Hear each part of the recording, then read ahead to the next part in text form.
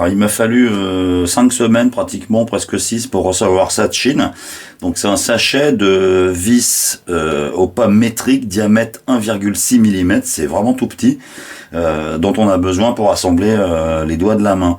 Là on a les écrous qui vont avec, hein, c'est des écrous métriques 1,6. J'en ai pas besoin pour la main, mais quitte à commander un sachet de 100 vis, j'ai commandé aussi un sachet d'une centaine d'écrous. Donc c'est vraiment tout petit, par contre les écrous et les vis vont bien ensemble. L'empreinte, la tête, je vais pas m'approcher trop à cause d'autofocus, c'est une clé Allen, c'est une empreinte hexagonale avec une clé Allen de 1,5 mm. Pour assembler la main, d'un côté de chaque articulation, en fait, on a un passage pour venir mettre un axe. Alors là, c'est pas en face, donc voilà, ça rentre à peu près. Et de l'autre côté, il y a un tout petit logement qui permet de passer la vis M5 et de venir finalement se fixer dans l'axe en plastique. Sur le premier doigt que j'ai assemblé, je me suis dit je vais aller vite, je vais mettre l'axe, je vais mettre la vis de l'autre côté, je vais prendre ma clé Allen et je vais serrer.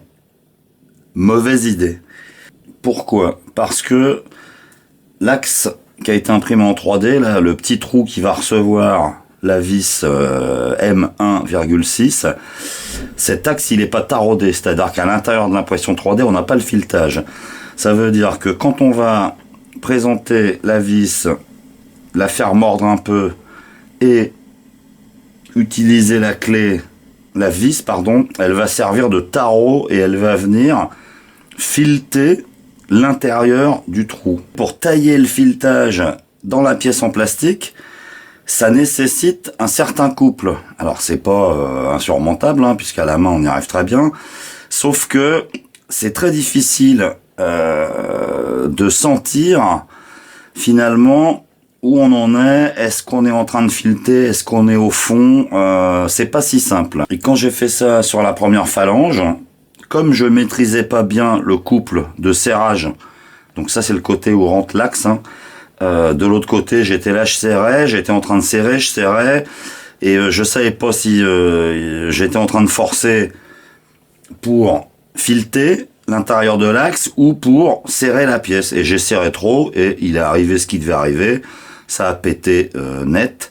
Donc cette pièce-là, évidemment, il a fallu que je la réimprime. Alors j'ai eu de la chance, il me restait du blanc. Pour les pièces suivantes, en fait, j'ai fait ce que je fais là, c'est-à-dire que j'ai présenté la vis, et gentiment, très gentiment,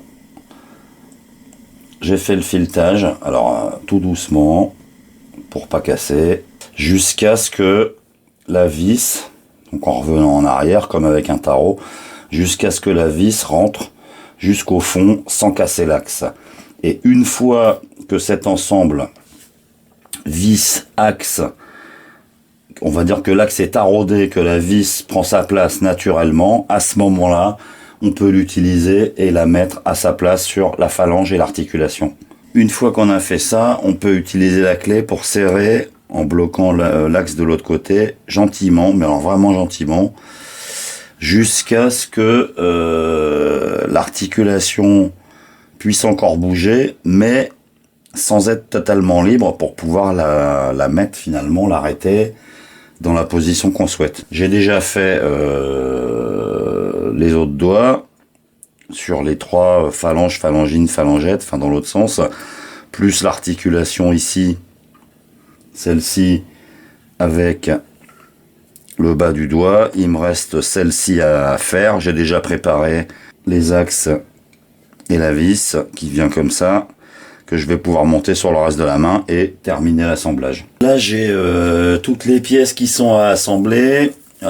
J'ai déjà monté les phalanges, phalangines, phalangettes, et j'ai préparé pour le pivot en bas, donc j'ai fileté, en fait j'ai préparé les axes. Maintenant il me reste plus qu'à assembler tout ça, donc j'ai ramené de l'atelier un sac avec en vrac.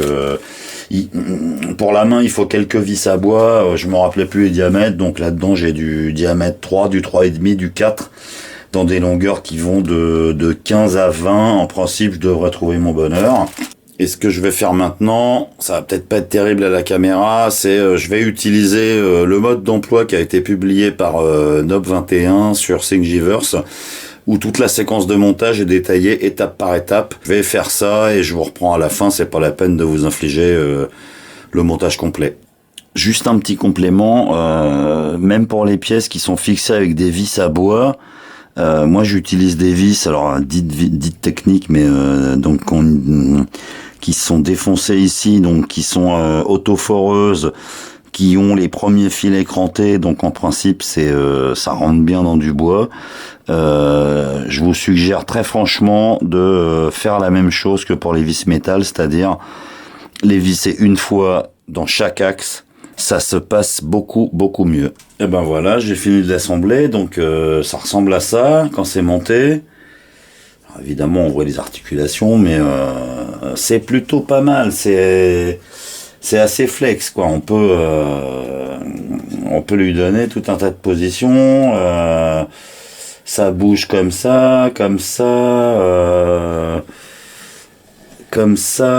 Bref, enfin, c'est quand même assez flexible et c'est vraiment bien foutu, donc merci à monsieur Nob21, Nob21. J'imagine pas le temps qu'il lui a fallu pour mettre le modèle au point. À quoi ça sert? Eh ben, c'est une bonne question. En pratique, on va dire probablement à pas grand chose. Moi, ça m'a éclaté de fabriquer ce modèle et d'arriver à quelque chose qui est fonctionnel. Peut-être que je m'en servirai pour la mettre sur mon bureau et indiquer mon humeur. Donc après, ça dépend qui vous êtes et quelle est votre humeur. Si vous êtes motard et que vous voulez remercier quelqu'un, si vous êtes Monsieur Spock, live long and prosper. Si vous êtes très énervé et que vous êtes grossier, ou si vous êtes plongeur et que tout va bien, ou si vous êtes alien. À vous de voir. Merci d'avoir regardé.